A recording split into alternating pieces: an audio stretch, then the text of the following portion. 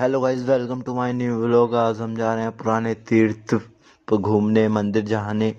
उस मंदिर की बहुत मानता है गाइस। देखो, ये कुलछत्र तीर्थ है, इस जगह हम घूमने आए हैं गाइस।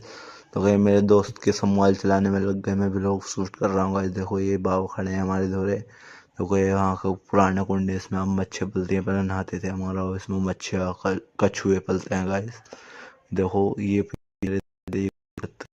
लग रहा है हिंदू धर्म का, हिंदू भी हैं भाई, हिंदू पहचान में यहाँ जा रहे हैं। हम